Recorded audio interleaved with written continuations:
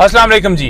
आज इद्दत केस की समाअत district court के अंदर है। जैसा आपको पता है कि हमारे मुखालफ हमेशा भागते हैं, वो चाहते हैं कि खान साहब जो हैं और बीबी साहब रिहा ना हो, इसी वजह से डिले टैक्टिक्स जो है वो की जाती है। और जैसा आपको पता है कि ख्वाब मानका कभी किसी जज के ऊपर आकर अटैक करते हैं, जी हमें आप पर एतमाद नहीं है जी, क्योंकि अच्छा एतमाद की रीज़न तो बताई जाती है ना, कहते हैं जी कि खबरों में अखबारात में ये केस बड़ा चल रहा है तो इसलिए हमें आप पे एतमाद नहीं, ये कोई रीज़न है।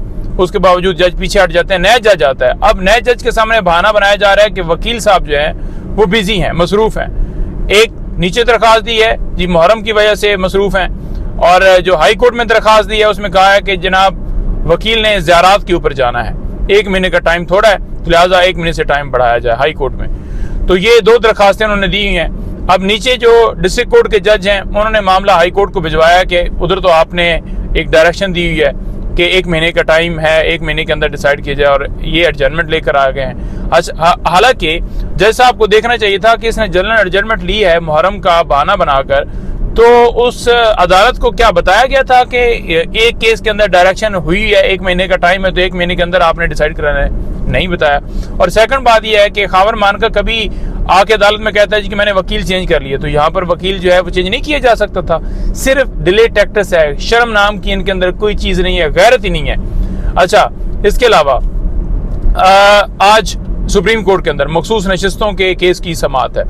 अच्छा, ये सीटें हमारा हक है, हमारा हक छीन कर आइन में किसी जगह पर यह नहीं लिखा कि एक जमात की सीटें किसी और जमात को दी जा सकती हैं, तो मतलब अपने आप से तशरीह करके पलड़ा उधर डालना है। देखिए हमारे ऊपर ये कहते हैं कि आपका हक नहीं है, तो तशरीह उधर ही क्यों जाती है नून लीग पीपल्स पार्टी या MQM की तरफ? ठीक है, सिर्फ और सिर्फ आपको बताना चाहता हूँ कि मुल्क के अंदर जंगल का कानून है, निशाना सिर्फ और सिर्फ इमरान खान है, उनकी पार्टी है। ये 9 मई ये सारे बहाने हैं, और ये सीटें हमारा हक है। इसमें आइन बड़ा क्लियर है कि जो जमात जितनी सीटें जीती है उस तनासब से उसको सीटें मिलती हैं, नंबर 1।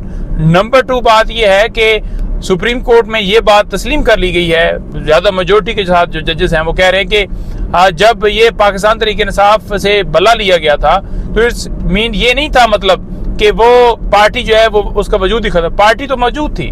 तो जब पार्टी मौजूद थी तो इलेक्शन कमीशन ने गलत उसकी तशरीह की, सुप्रीम कोर्ट के फैसले की, उसके बाद उसने हमें आज़ाद डिक्लेयर कर दिया।